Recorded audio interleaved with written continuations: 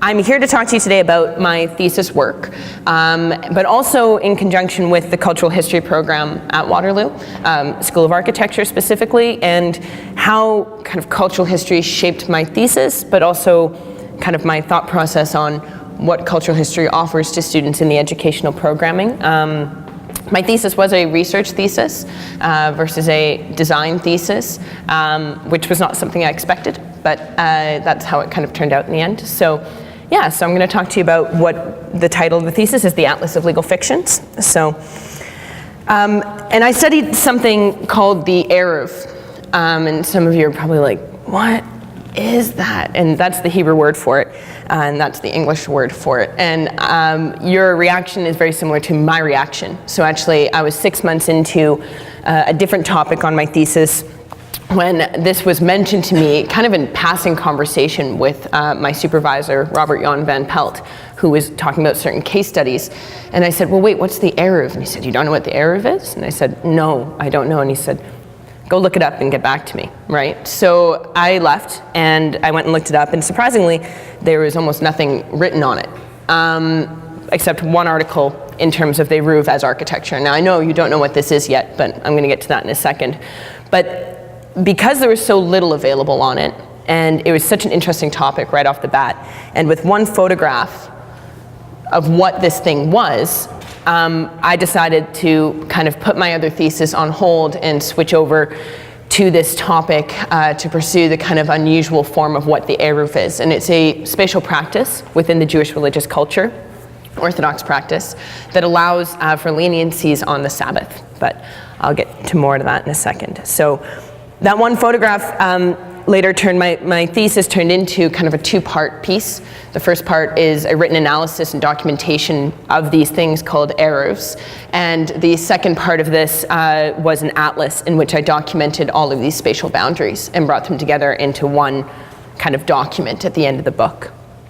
So that little photograph that I just showed you has a lot to do, it kind of started me, and I feel like this is something that, you know, there's always a hook, right? There's always something that pulls you into a topic. So let's talk about what the Eruv is, because you're all probably sitting here wondering, unless there's a copy of the thesis there. Penise knows what it is. She's proven to me by having a copy of my thesis here, which is very nice. So the Jewish Eruv is a defined physical area that symbolically extends the home beyond its walls into the community. This spatial practice acts as a physical loophole, symbolically transforming space to provide leniencies to Orthodox Jewish communities on the Sabbath, and is understood as a legal fiction, fabricating sacred dwelling space within the shared public domain. So in short, this spatial practice, this boundary that's created, creates a so-called symbolic private realm within the public domain of the city. So the rules of the Sabbath and why you'd want this kind of private domain is that on the day of rest, you can't do any kind of work, right? So work, we understand, sure, you can't go to the office or you can't spend money, but it also includes certain things as like carrying or traveling or even holding a book or your child in the public domain. You can only do the small kind of basic necessities of work within the private realm of your home or the synagogue. So as we see here, the Sabbath is the day of rest, of religious observance and abstinence from work. It means to cease or to stop, okay? So carrying is work, but also pushing things. Can't push a stroller, can't carry a child. And we start to understand that even though the Sabbath is meant to be a day of rest in which you reflect and take time for yourself, it really is actually very limiting, right? Unless you're at the synagogue or unless you're in your house, you can't do very much other than go for a walk outside of your home. Now, this is actually quite specifically limiting to women who are usually taking care of children, right? You can't even carry a baby outside the household. You can't leave your house on the day of rest, right? So this is where the Eruv comes in, is that the Jewish communities realized that this was a problem because people weren't kind of participating in their community, people were stuck inside the house, it was very limiting, right? So the Eruv was the idea of creating a symbolic boundary in what's a private realm in the public domain, okay, in order to allow people to do these basic necessities of work outside of their house, right? And the term Eruv actually means mixing or mingling of domains. So where the public and private domain actually crisscross and intermingle with each other, that's where we find the Eruv, right? So here we're talking about, it's a spiritual boundary, but it's also a physical one. So to do this, to create a symbolic boundary, the Jewish community said, okay, well, we know that, the house is the private domain, so we need to start to think about how to refabricate this to make a boundary. So they looked at the basic fundamentals and the architectonics of the home, which is the roof, the wall, the opening, and the doorway, okay? And they took those components, simplified them down, and thought, what kind of creates something like this in the public domain? In the first century, 2,000 years ago, we're looking very simply at city walls, right? So city walls existed throughout Europe, throughout the Middle East, and provided essentially a bounded space that was outside the household that could be considered a private domain, right? Within that, it had all the components. It had kind of an upper edge, it had a wall, right? And it was enclosed. So the Jewish community could use this as a private domain on the Sabbath, and they could carry their children to do pushing or push a stroller or carry a book outside the home on the Sabbath. And this worked in a lot of locations for Jewish communities. And even, much later, we're looking at documentation where the Sabbath and Sabbath rituals are still documented having a wall, either around a community or a courtyard space or a court in which people can perform these kinds of basic activities in a bounded area. So it's kind of a phenomenal thing to think, okay, so someone's reappropriating this wall condition to create a private space. Granted, we also know that it already feels like a private space, right? If someone bounds a city, we start to feel like it is private to those residents, right? But then there's an issue. In the 19th century, the Jewish community, or the Jewish population, is released from the ghettos in Europe. They're not really well accepted into the cities and communities. They're pushed to the outside, and many of them are immigrating. They're leaving Europe, okay? They're scared, they're not treated well, they want to start a new life in North America. And they come to North America, and it's a new life, it's a new world, it's a new way of living. But what's more difficult is that the one thing that was allowing them to maybe integrate themselves into the kind of city itself and the way that people function normally was the Eruv. But there's no city walls, right? There's no kind of bounded areas in any city in North America, right? So there's this new kind of urban landscape that they're dealing with that didn't exist before, right? So city walls can't work, and they have to find a new way to create the private domain. So again, the Jewish community looks at the kind of fundamentals of the house and the private domain and says, what can we do? Well, coincidentally, there was an invention at the same time as this kind of immigration was happening, and that was of the telegraph line. So looking at the telegraph line as a kind of new idea of something that can span long distances, right? Kind of hovers over top of existing contexts in cities and yet integrates itself into the city. The Jewish community took this as an idea and as a precedent and decided to create a very similar kind of system in which, by using posts and a connective wire, typically fishing line later on, but string at a certain time or rope, right? Poles are connected with a rope that represents the roof line, and you have an open permeable boundary in existing contexts which can act as a symbolic private boundary. And that's what this photograph is. So this is in Jerusalem, and this is a photograph of the Eruv in modern times, okay? So it's a post, and you can see here the fishing line coming through and across. This connects in an entire loop around Jerusalem and creates an entire kind of privatized space that can be used on the Sabbath. So, and this is one other photograph that I remember early on in my thesis finding, and this is a modern photograph, or contemporary photograph, from London, with the wire in the sky kind of coming across for the Eruv. Now this allows all of a sudden an open boundary, but it can enclose kind of any scale of space, right? So you have something where it can be a neighborhood scale of an Eruv, or it could even cover portions of our entire cities. And all of a sudden, in places that we know very well, it redefines a new edge to the city of what functional space is on the Sabbath for those Jewish communities. So this here is the Eruv boundary. There's actually 3 that are connected in Toronto. So all of a sudden we start to see that this edge actually is very different, right? On the Sabbath, Jewish communities, and it's a massive space in Toronto, okay? But the downtown of Toronto, for example, isn't included. So that's no longer really an active space that people are going to be participating in on that day, And we start to see a very different edge to the city for a very specific community. So when I first read this, I'm Jewish, but I'm secular. I'm not Orthodox. I'd never heard of the Eruv. So you guys just got a brief history, which took me a long time to figure out, to be honest with you. And when I got through it, I looked at these maps, and there was maps made by the communities of where the boundaries are of these kind of existing pieces. And there's more than 250 in North America of these boundaries that exist and are used today and are still being built. But these maps are pretty makeshift, inconsistent, and were just drawn by the communities, and I kind of went, I don't even know what this means. And I'm actually having trouble believing it. And having trouble believing this in cities that I know really well, like Toronto, or Kitchener, or Ottawa, or Montreal. So I decided that I had to go find them. And I decided that this would be, as I kind of dubbed it, a roof hunting, in which I would go out to these cities, and I had no clue how to start a thesis like this. It was just an idea with very little writing, very little documentation on it. But at the very least, I could go try to find it, right? Like me, and I was in the middle of Ontario. There was quite a few here. There was others close by. Might as well go see it. I needed to kind of see it to believe it, right?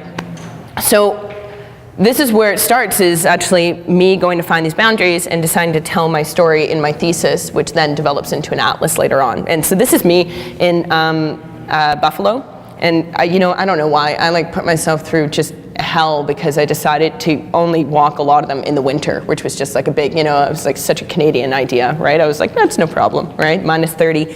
So that's me walking the boundary in Buffalo. So I want to tell you a few stories about my travels with these boundaries, now that we've kind of covered the very basic, I know it's very intense, debrief on what the Eruv is.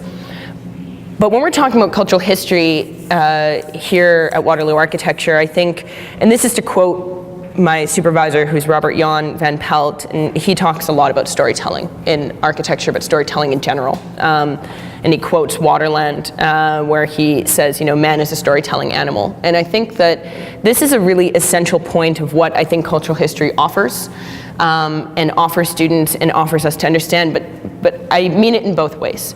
We look at storytelling, and it's about finding a voice, it's about empathy, it's about plurality, but from yourself, finding your own voice, telling your own story, but also deliberately trying very hard to understand somebody else's voice and somebody else's point of view empathetically through how you approach design, history, culture, everything. And this might be something that sounds very kind of like warm, that we should be doing this and kind of warm and fuzzy. It's not easy, but it's so important. And telling stories and actively trying to seek out stories, seek out an understanding is something that I took from cultural history into my thesis. And that I tried to do it. I wouldn't say I did it perfectly by any means, but that's what I find so crucial about this program. It's a privilege to have the cultural history program at this school. And I know that there's many things that could be improved on the program, and I'll talk about that at the end as well.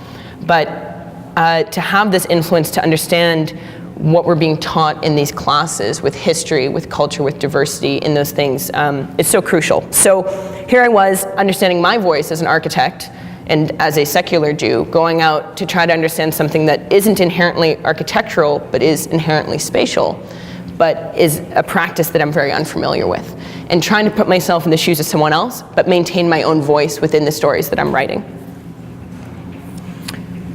So, I just want to make sure I'm doing okay for timing. I'm not doing that great for timing.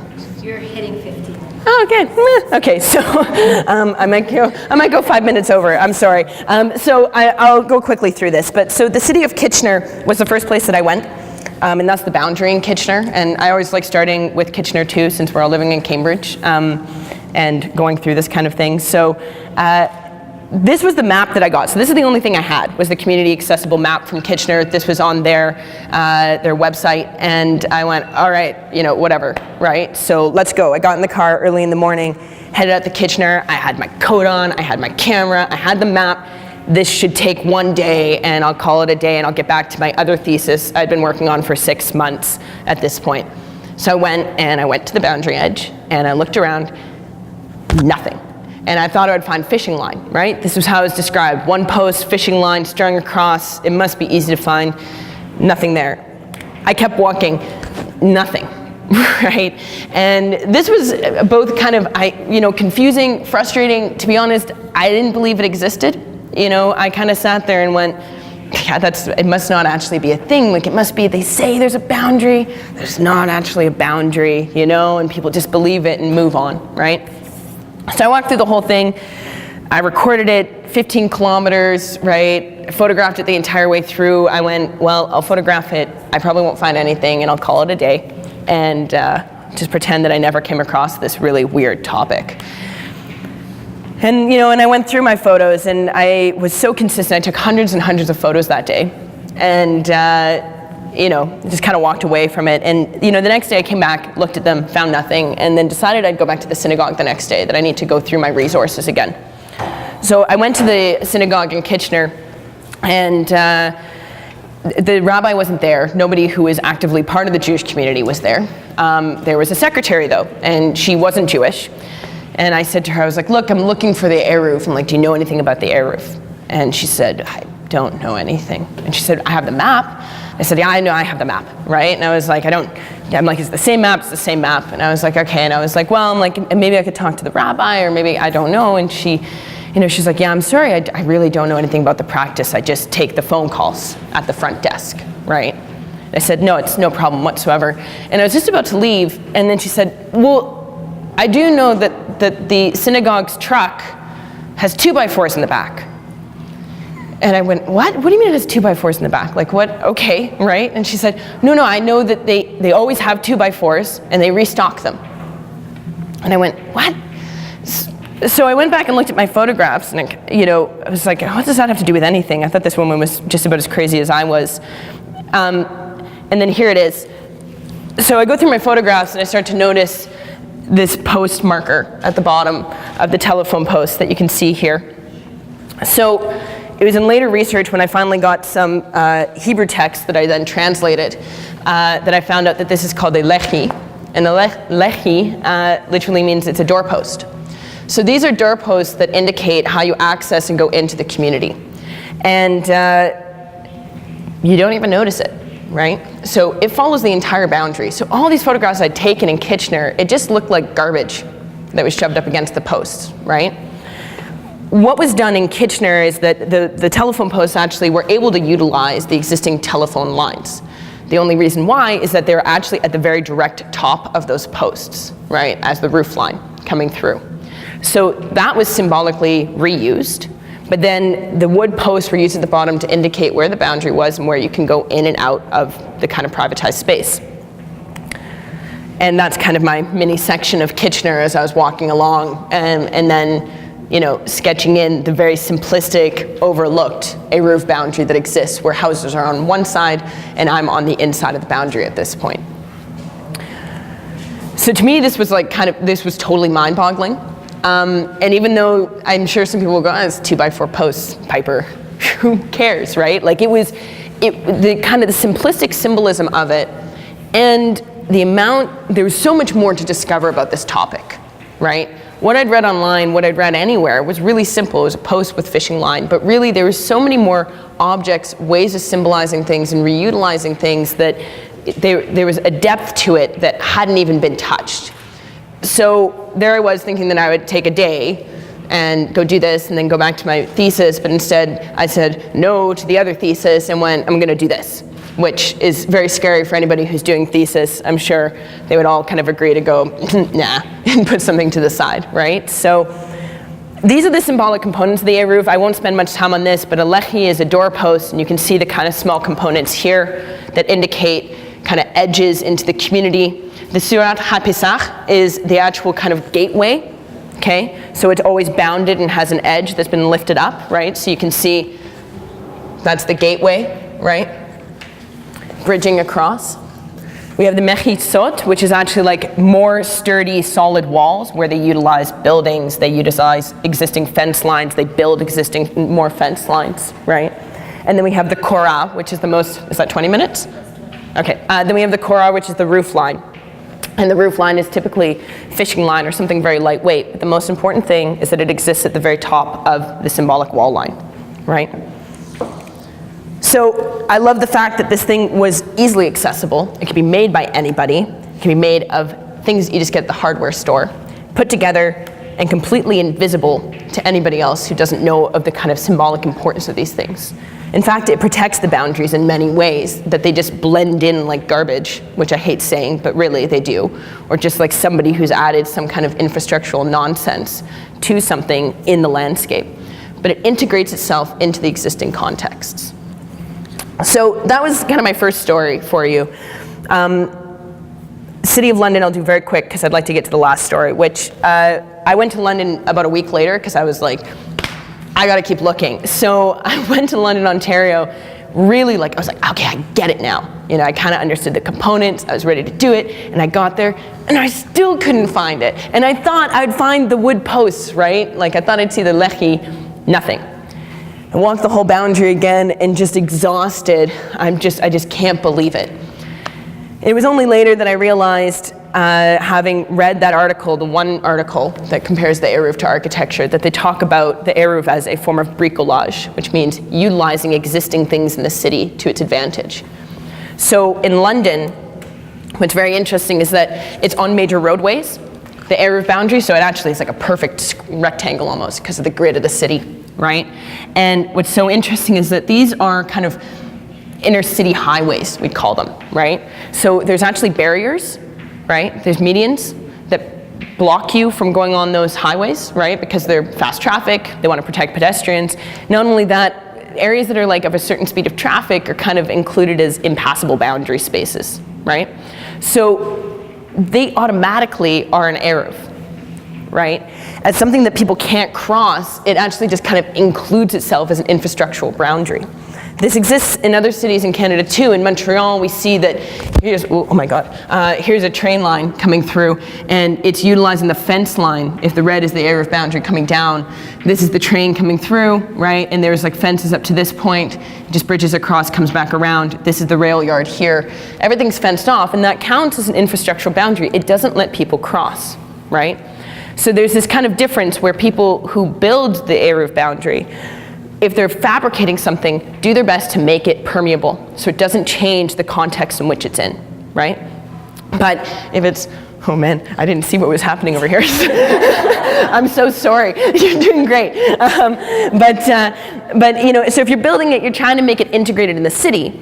But if it utilizes something else, right, in the city, if it's kind of a solid thing, that means that it was already built, it was already done, right?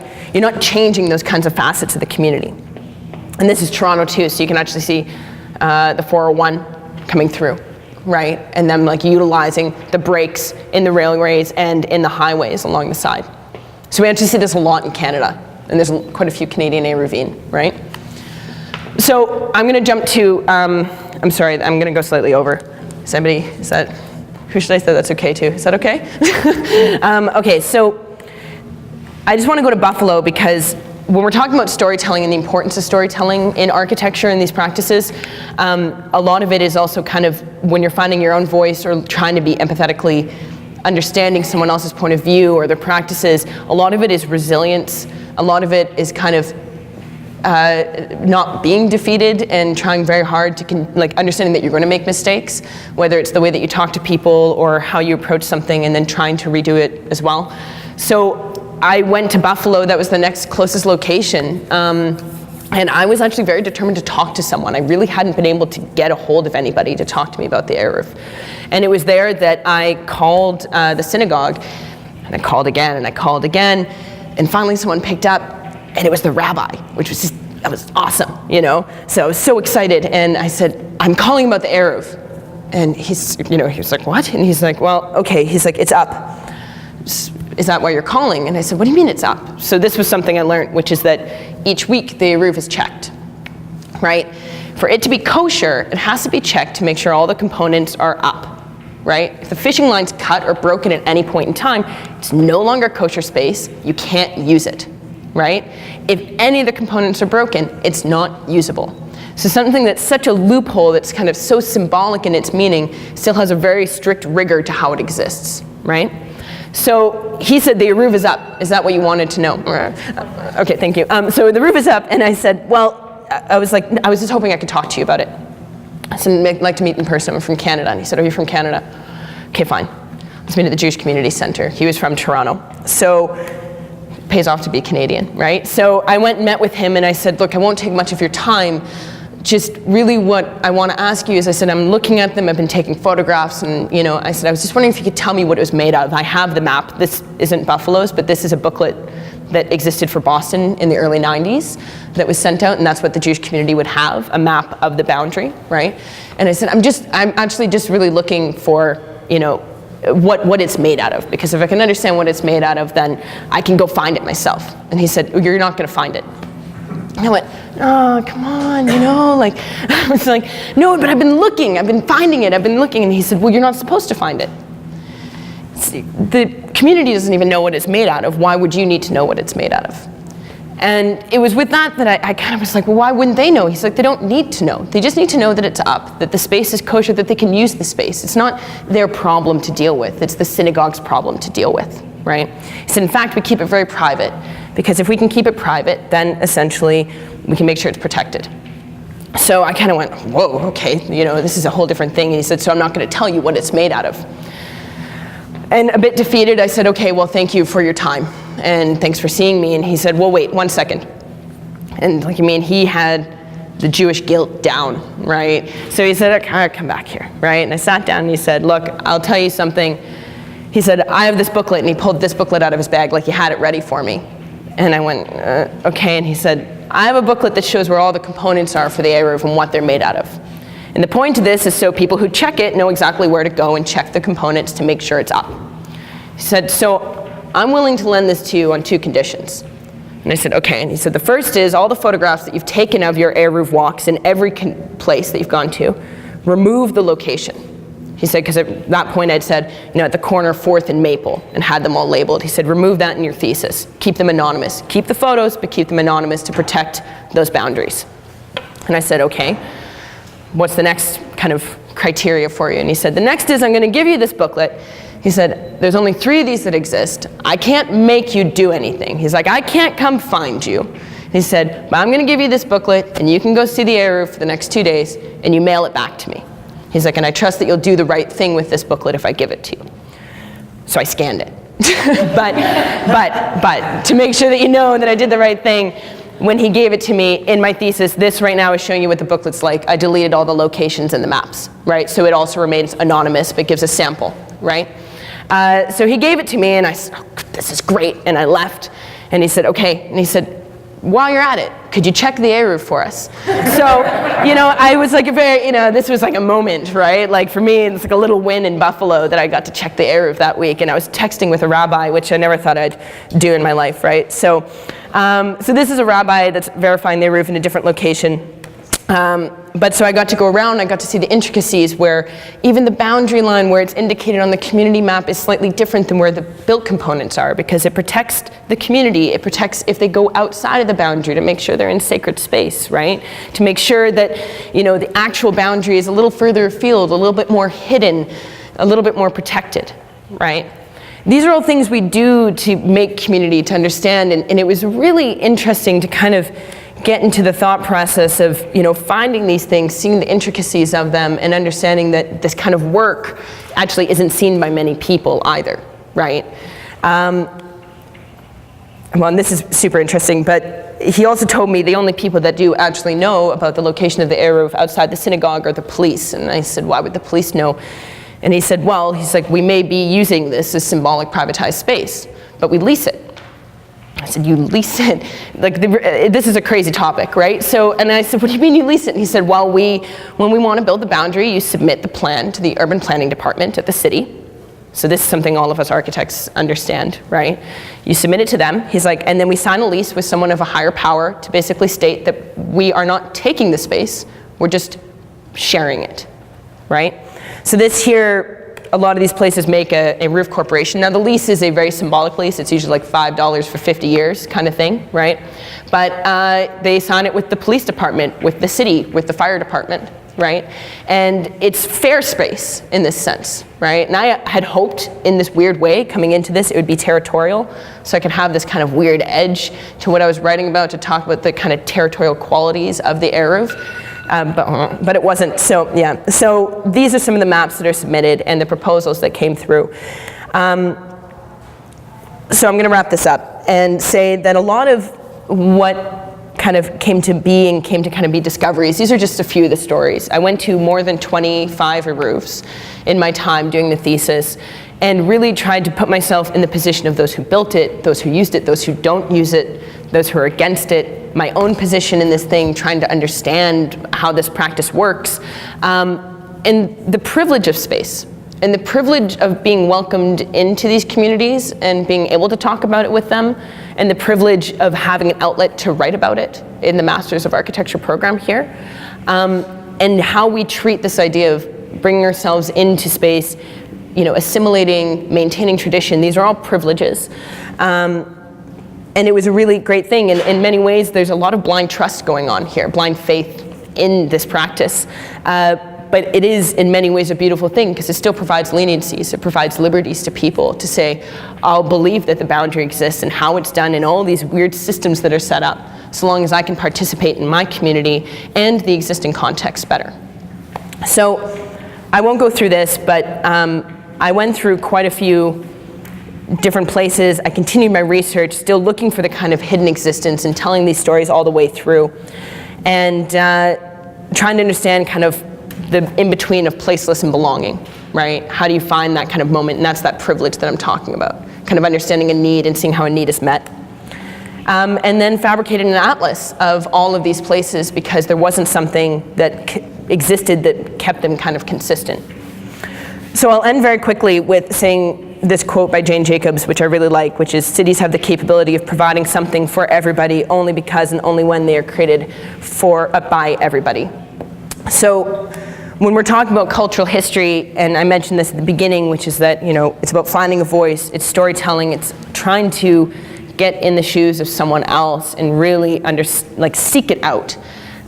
This is a big part of it, right? Is that you want to actively create spaces with and for everybody, right? And plurality, which is the consideration of the other, is crucial in the practice of architecture. And cultural history, to me, what I kind of left with this is the idea that I'm trying to find ways in which cultural history starts to blend and bleed into all of our practices more completely and more holistically. I know there's many things that the cultural history program can improve, which is better representation of certain groups, practices. You know, we're only looking at kind of the Western practices and Western history, and I know that that's something that I'd like to see change as well. But certainly it's a great program in what it offers, but I'd like to see how people really see it as something that comes through what they're doing. The cultural history, at least for the students here, isn't one course separate from architecture design studio, right? That these things all come together, and when I was making my thesis, I wanted people to read it in the architecture industry. I haven't done anything to do that yet, but I wanted people to maybe read it or hear about it, not because of the work I put in or because of even what the Eruv is, but to understand the multiplicity of space, of what different people use and have done to space to create space, right? And the privilege of that, of building in a city, of doing those things. So that's kind of where I'm going to leave it. I'm sorry that I went over time, but thank you very much.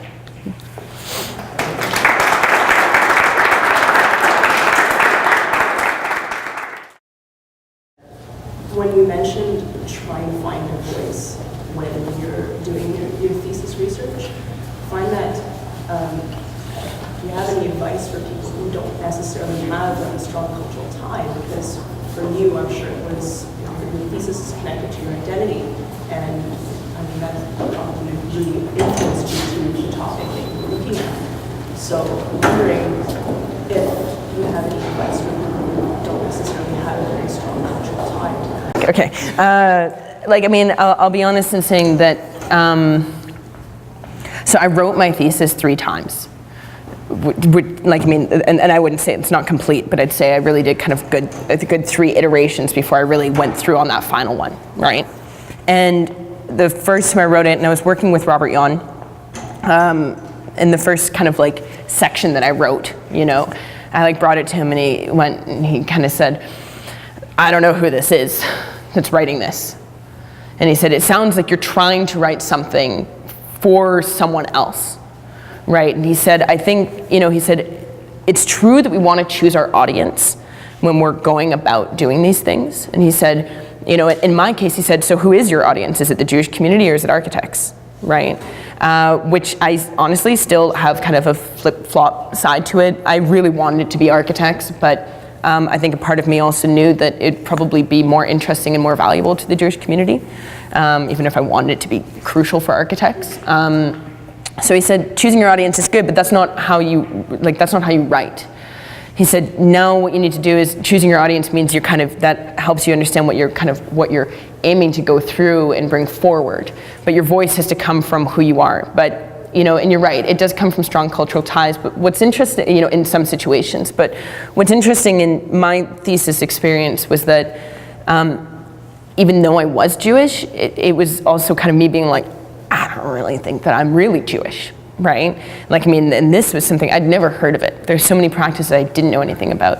So a lot of the time your voice can be the fact that you are the outsider and that you're very distant from it, right? And I think often it's identifying what it is that seemed really interesting to you about it, like what drew you in. In fact, I think that the challenge, it's much greater to choose something that you aren't a part of that culture or don't have any connection to it, but what you gain from it, I think, is tremendous. Right, to say, and it doesn't have to be cultural, it can be, there's many different voices that you're kind of attempting at, but I think that the first question you want to say to yourself is, whose voice are you looking at? Who are you writing for? And then what's your voice? And usually your voice is you, it's just who you are, but it's really owning who you are, right? It's really saying like, I have no clue, maybe you're looking at Brazil and, whatever, and you're like, I've never been there, I don't know anything about it, but what intrigues me is the fact that I never had anything like this in my upbringing. And that's a good start to kind of look at what your story is and kind of see the differences between what you're studying or what you're interested in and where you came from, right? And sometimes it isn't similarities, it's actually really founded in the kind of like complete differences that exist. I don't know if that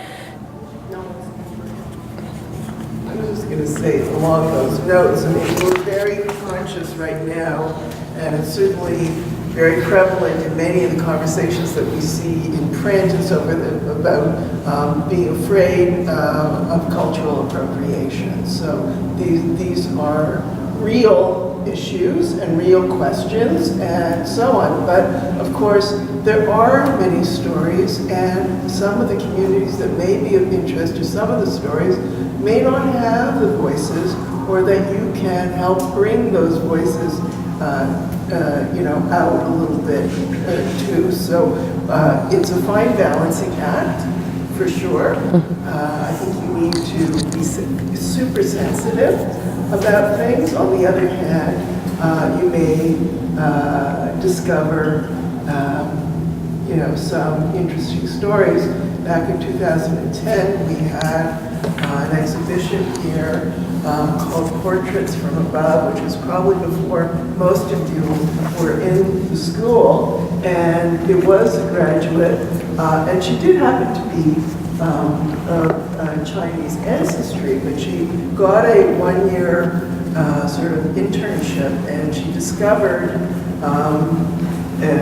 these sort of favela societies on the tops of buildings where immigrants from different provinces were coming, and they were working at the lowest of low jobs, and they couldn't afford regular apartments, and they created these sort of slum things on top, and it became, you couldn't see them from the street, and you maybe didn't even know they were there, but it was an interesting architecture and cultural story. It's not where she came from. She didn't know these people, and the person she had come document was someone who from Germany, and so on, but it was very sensitively done. She interviewed many of the people because it came to a crisis point because 5 of these buildings were being demolished for big skyscrapers to go up, and so these people were going to lose their housing, and their story would also be lost. So I think there are sensitive ways that you can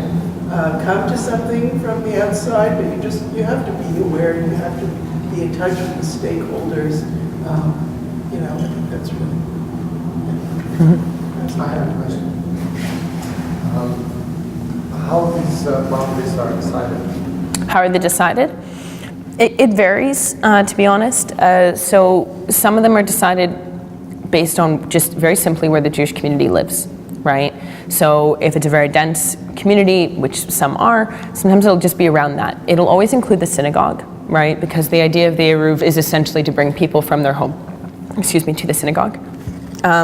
So that's one thing. But people have built them out of kind of great necessity, and I was time and time again kind of overwhelmed with the beauty of what was done, right? Because it doesn't seem often to be in excess. For example, it doesn't seem to be that they're kind of going, great, we'll just cover this whole city for the sake of it. It's usually pretty close to the Jewish community. There are some larger ones, but usually ones that have been amalgamated together of several Eruvs, and then of course you can get funding from several synagogues together is a better thing, right? And those are in kind of denser populated cities. But for example, there's one in Brooklyn, and it's I'm actually trying to remember which one it was, but it originated because a family who was a part of the synagogue, their son had a disability and was in a wheelchair. And you can't push a wheelchair outside. And they couldn't take their son to synagogue, and they would hire someone, the term is actually called a Shabbos Goy, which means like somebody who's not Jewish, to come and push the wheelchair to synagogue with the family, so that, because they weren't doing the work, and they found it very unreliable, like people weren't coming, weren't showing up. So they went to the rabbi and they said, can we do something? So they actually built, they were not far from the synagogue, so they built essentially an Eruv that went from almost up straight a city, several city blocks from the house to the synagogue, and then it grew out to provide the same leniencies for other people who desired it. So, yeah. Thank you. There's a question over there. I just want to ask a little question about content here. Just in terms of Eruvs locally, I have a couple of questions. One would be, is there an Eruv in Cambridge right now? Why, if so, why? If not, why not? And I guess that follows a slew of questions about when do we decide if the Eruv is necessary, and if an Eruv can be born from nothing, from a community that requires it, and it can grow and expand it out, can it also shrink? And how do Eruvs actually disappear? And do they actually disappear? So that was a lot of questions. So I'll try to, I'm going to try to go through it. So the first question was, and they're all great. So the first one was, is there one in Cambridge? There isn't one in Cambridge. The Eruv is an Orthodox Jewish practice and a modern Orthodox Jewish practice. There's not enough of a population here. There's no synagogue in Cambridge either. So the closest synagogue is in Kitchener, and there's only one in Kitchener that serves all of the different sects of Judaism, which is really interesting, right? I think there might be a second in Kitchener, but I think that wasn't very clear to me. I'm pretty sure there's only one though. So there isn't one in Cambridge. People can build an Eruv on their own if they want, okay? Now you can't build it into city space, but you could build it, for example, between two houses, right? If two people decided that on their own property lines that they wanted to share that space, the alleyway between their houses or something like that, right? You can even enclosing your backyard would create an Eruv that's like a personal sized Eruv, right? Using fencing, right? And that's stuff that we do almost automatically, thinking about kind of, showing an edge to our own property and space, right?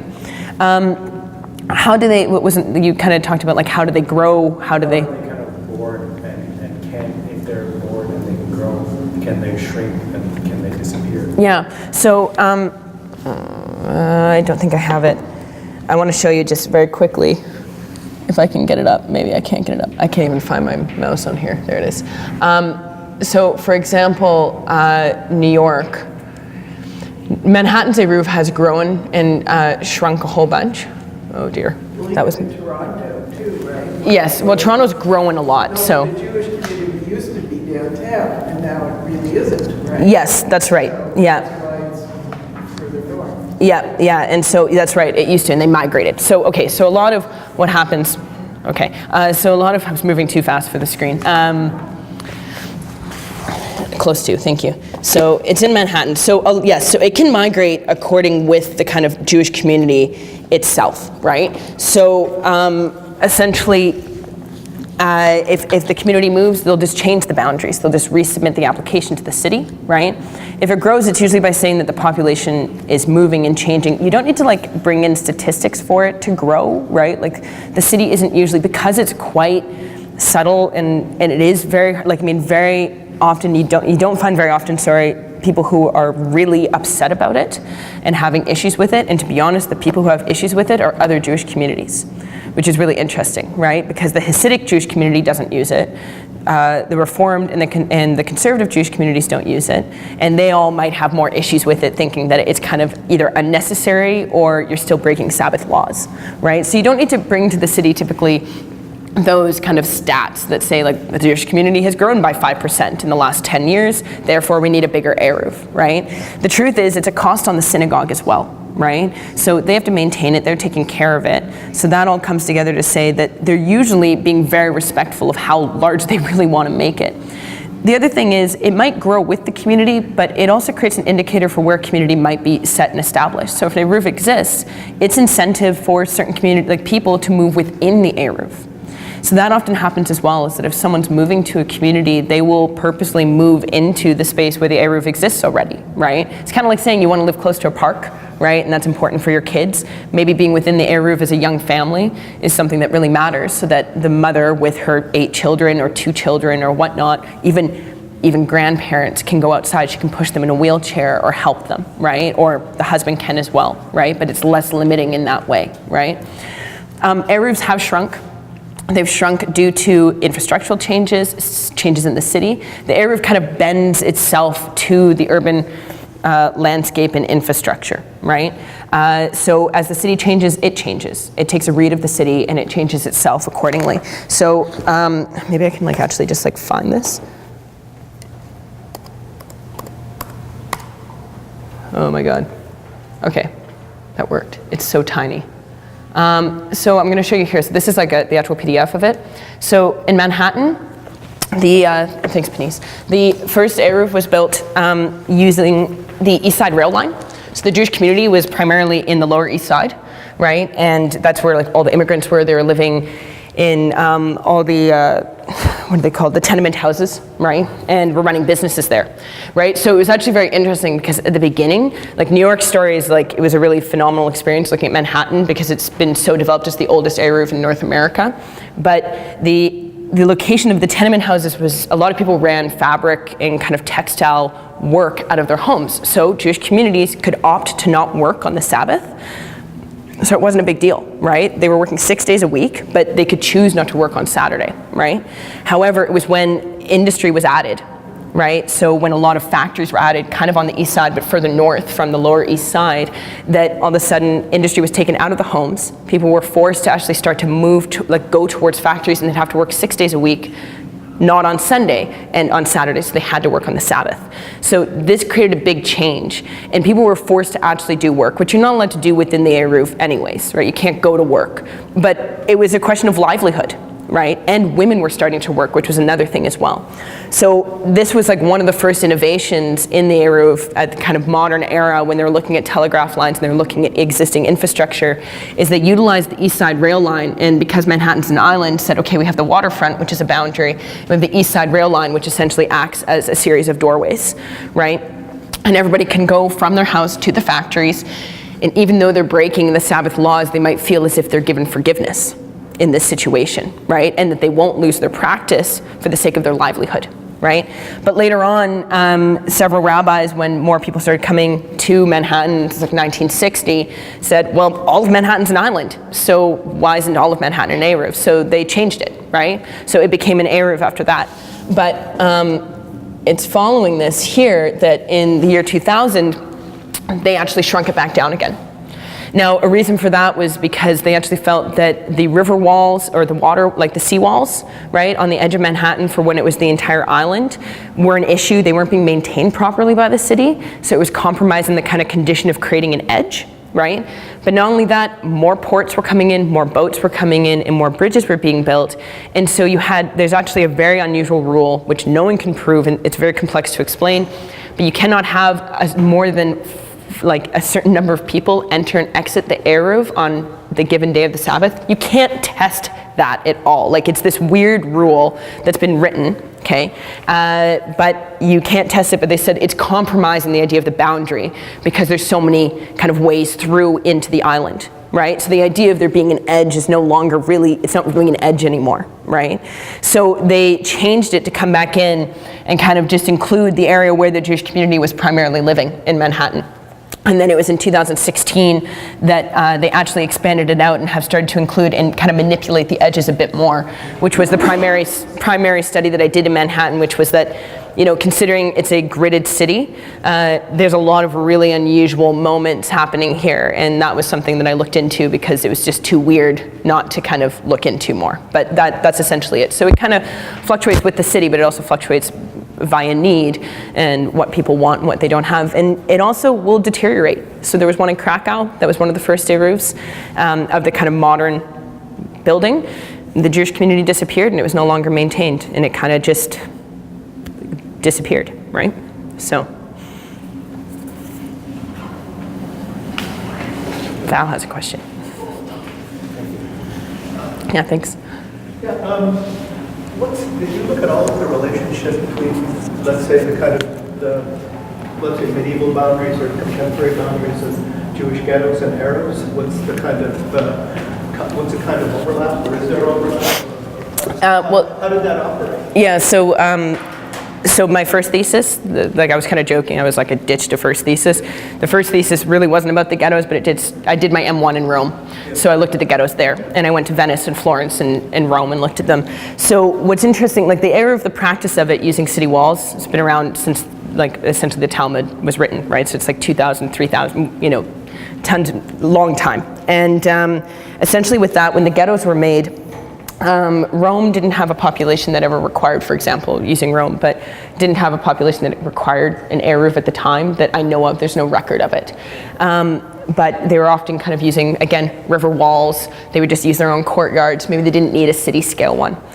The ghetto was a really interesting thing because, you know, it was 400 plus years, right? So you're going from like 1470 to 1890, essentially, specifically in Rome. And people were brought into the ghetto. But what's so interesting about it is that even though it was kind of this horrible living condition, right? People were forced to work, people were forced to stay within these living quarters. It got worse and worse, buildings were built up, it was flooded, it was a bounded wall. So the wall itself enabled the establishment of an Eruv, regardless of the fact that they were forced to live in that condition because it was a bounded space. So it had gates and a wall, right? And even though they weren't operable by the community necessarily, they were able to use it to that advantage, and they established their own synagogue within the space. So it also kind of provided that leniency and that kind of respect to say that people were being forced to work all the time in the ghettos, but they could still at least feel as if they were having the leniencies of the Eruv to maintain their religion and culture. The ghettos are a really interesting thing as a kind of starting point for this study, because it was such a dense neighborhood that they were brought into. But in a weird way, like, I mean, they're kind of, you know, you're taking a group of people, a culture that you're like, I don't want you in the city anymore, and I'm shoving you in here in the least desirable place in the city, all together there. But then what you've done is, sure, you've led to a lot of painful experiences and a lot of horrible things, but you've also created a very strong community, right? And not only that, you've led to generate, like 400 years is generations and generations and generations of people having children, living there, bringing up families, and then, you know, the community got larger and larger, and, you know, and maintained this practice. So a lot of the people who were released from the ghettos, from the medieval ghettos, you know, were a part of the group that went to North America, right? And then we're back in Europe and trying to figure out how to establish something that kept them close together, or kept them, you know, as a part of cities for the first time in a long time, but also maintaining this thing that they lived through. People were born and died in the ghettos, and they never knew anything outside of it, right? What's also interesting is that even the World War II ghettos acted in the same way. As much as it is not a pleasant thing to be looking at and saying, great, you can bound a community, it was kind of, you know, it was kind of the best case scenario of a really horrible, horrible condition, right? but it allows people to feel like they can maintain their practice, right? That they're not, of everything they've lost, they haven't lost their devotion to the religion, right? Quick follow-up. Is the Eruv a practice? I mean, I'm sorry I missed the first part. No, it's okay. I don't know if you covered this, but is the Eruv a kind of practice, let's say, in Israel, or is it a diaspora practice? So my thesis is a focus on the diaspora, but it also exists in Israel. So that's what the pre-to-Rome research that I'll be doing is on Israel, because Israel is an unusual situation to me. Because for the diaspora, when you're talking about the Eruv represents the home, is a symbol of the home. The symbol of the home is really important in Judaism because essentially it always relates to the idea of the homeland, right? Everything is related to and back to memory, right? Memory of something that you may not have ever seen, but when you see, you know, certain symbols, you go, oh yes, we're thinking of the homeland, and everything is next year in Jerusalem, next year in Israel, right? So Israel has an Eruv in every single city. Not only that, but military camps, when they set themselves up, the first thing they do is they set up a boundary, and the boundary therefore creates an Eruv within the... Why would they need it? Because they'll still be, well, yeah, so this is kind of the question, is to say, if you're talking about it being a symbolic thing for the homeland, right, then you're in the homeland, maybe you don't need it, maybe you don't deserve it, maybe you're there, you can maintain yourself, you can just follow the Sabbath laws, right? Still, it offers leniencies, though, for people who are suffering from things that wouldn't have been included in the Talmud and aren't written into these things. You know, women who are taking care of children, people who have disabilities, the elderly, right? Things that still are contemporary problems or have been problems for a long time, but were never written into these kind of Sabbath laws, right? But there was a question at one point, I said, isn't all of Israel an Eruv on its own, right? Like, I mean, it's against the water, it has borders and boundaries on every edge. It's also the homeland, so why would it be? But why would it need it? So they exist. I'm not exactly sure of that answer yet. That's kind of why I'm going, because it is the only place in which Jews are not a minority, right? They're actually a majority in Israel. So I'm want to go see. I'm trying to kind of sort that through because it is very interesting. As a kind of case study to say that, you know, is it needed, is it not needed, right? It also goes into communities in which, you know, it's like it goes into the West Bank at some points, right? So there's really unusual kind of conditions and questions there. Pardon me? That's very tricky. It is very tricky. Although in the end, like there's this really funny thing where I've started looking into it and everything I've read on it, like surprisingly, because same thing, I go, okay, this is very territorial still. This is super strange, right? Like, why would they need it, right? But at the same time, it's still an open, permeable boundary, right? Which is kind of this thing that exists no matter what. It's like you can draw these boundaries in, and it's like, but it's still like, I mean, fishing line on a post, right? So I'm not sure if, yeah, that's it here. So that's the Eruv in Jerusalem, and that's a photo by Sophie Calais, right? And it's just, that's it in the landscape, right? So it still allows everybody to inhabit the space who is allowed to inhabit the space, right? But yeah, it's going to be a very different situation because for the diaspora, I understand kind of the idea of making place, right? When you're away from your sense of place, right? But Israel's going to be a different condition than that. So. Mm-hmm. I have a follow-up. When you say diaspora, I've always kind of taken it to mean the European diaspora, because I wonder if this stands in the other places in the Middle East besides Israel. Because like when you look at places like Iran, Turkey, like they did have very high Jewish populations. Yep. So, and I'm just curious about that because just tangentially to my thesis, I was looking at the Jewish neighborhood, like traditional Jewish neighborhood in Tehran. In Tehran, you said? Yeah. Okay. So like, and it seemed to be like pretty mixed, like yeah, high population like Jewish merchants, but other people also live there. And I mean, I have no idea if there was a Eruv or not, so I'm just wondering about that. Yeah, I have no record that I've been able to find of any Eruvs in the Middle East outside of Israel, right? I wish there was. Like, I'd really like to go see that if that's happening. Of course, there can be Orthodox practices and like in Orthodox communities that just don't even want one, right? And that's their choice. They might not have the money. They might not feel like they have the population for it, right? So it's kind of a pick and choose kind of situation. It doesn't mean that there's not a Jewish community that could use it, right?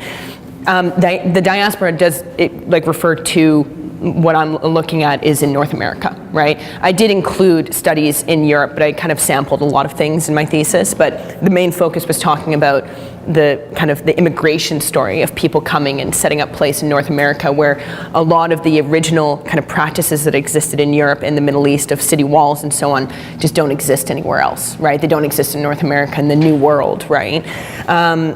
So that's what I was looking at primarily. There isn't any that I know of in the Middle East. I haven't found any record whatsoever of it. I was hopeful that there would be something like that to kind of give more dynamic. Even in Europe, there's very few. There's very few now. The Jewish populations have gone down a lot.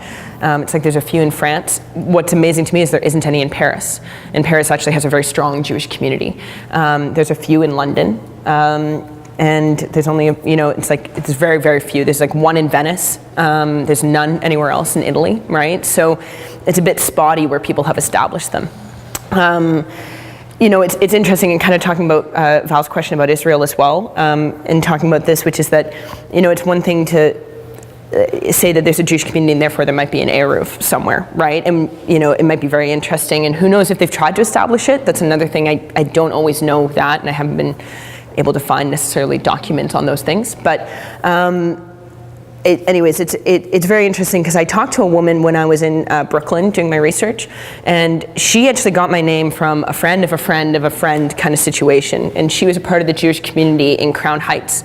So she called me, she got my phone number and called me, and it was a really weird phone call where it was kind of the best phone call, but it was a very strange phone call where she called me and she said, why are you doing this research and why do you think it's important? And I said, well, I was like, well, who are you to wonder these things as well? And she was Jewish and was raised in Brooklyn as an Orthodox Jew, and actually moved to Montreal, went to school, and left Orthodox Judaism behind. And she said, okay, great, I'm going to go be, she's still Jewish, she wanted to be more conservative than Orthodox and whatnot. And she did it, and she said that it was really important for her because she left the practice and then actually kind of came to the realization that she wanted to be a part of the practice. And it took her about 3 years to kind of leave and then slowly integrate back into these things. And she said, I think that the Eruv is she's like, I don't like it. I think it's wrong. I think it's a bad practice to have. We shouldn't be using it. And I said, okay, well, why is that? And she's like, it's a loophole. You're still breaking the Sabbath laws. And I'd heard these kinds of answers before.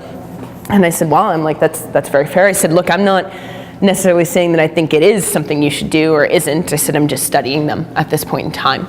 And she was like, well, she's like, I also think that it changes the way in which we understand the privilege of space and the privilege of the practice.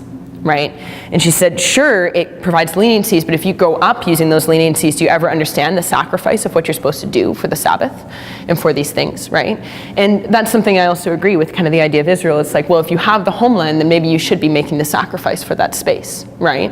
And a lot of Jewish communities believe that their resilience and their kind of resistance to things grow out of the fact that you have to make sacrifices. And so they may not establish an Eruv even if it's a part of their practice or part of who they are, or there's enough of a community to do it. But it was very interesting because she had a very strong viewpoint of it, was quite aggressive with me. I think she thought I was like trying to promote building Eruvs essentially from whoever had told her whatever I was doing, which is weird. And in the end I kind of said, well, have you ever, I said, you've never used one? She's like, oh no, I did use one when I was a kid. And I went, well, and she's like, well, yeah. She's like, because I had to go to synagogue and I had to carry my shoes with me. She's like, so I needed the Eruv. And I was like, well, it's very funny that you're saying that you needed it then, but you don't need it now. And she said, well, maybe it's just a question of making sure that you use it consciously and you use space consciously, right? So it's also possible, and that's, again, a big question with Israel, is the question of being conscious in the space that you're using, right? In many different facets in Israel. But there's also that question in some places where, like in Paris, for example, people are scared but also conscious of establishing anything like that in that city because of kind of the high tension in the cultural dynamic there right now. So there's lots of things like that would exist that I'd be interested to know if that bleeds into other places in the Middle East as well, right?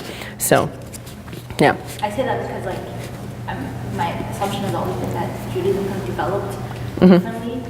Yeah. I know more about Iran than other places in the Middle East, which is like looking at the history of how long Jewish people have been there. Yeah. Like Queen Esther's tomb is in Iran, right? So that's how long. Yeah, exactly. Yeah.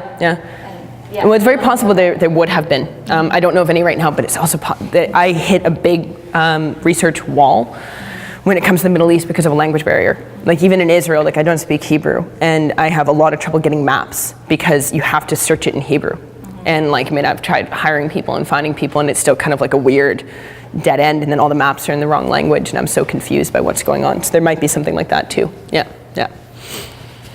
I'm currently reading a book by Martin Gilbert, who's a Jewish historian, called The History of the Jews. It's called Dearest Antiphori, and I don't know if you've heard of that book. I had not. My mother-in-law, who is not Jewish, always provides me with, like, those are the only books she gives me, and I'm totally secular, so I find it weird, but it's fascinating to watch this. And so the whole development of the diaspora actually is very well covered in this, and I'm happy to talk. I'm not going to take time necessarily in this forum, but it actually,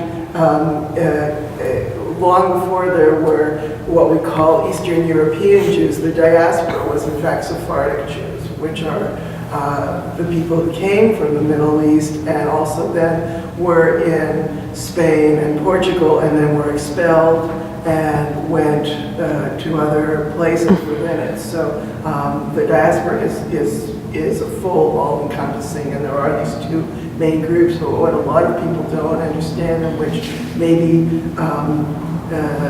Piper's tried to explain a little bit too, is that there is no monolithic Judaism. There are these various groups, and Israel itself actually was formed in contemporary times as a secular state, and now it's changed because of the immigration. And actually a large part of that had to do with the very religious Jews that came from many Middle Eastern countries because they were expelled or they were allowed to leave at certain points. And so anyway, it's an interesting story.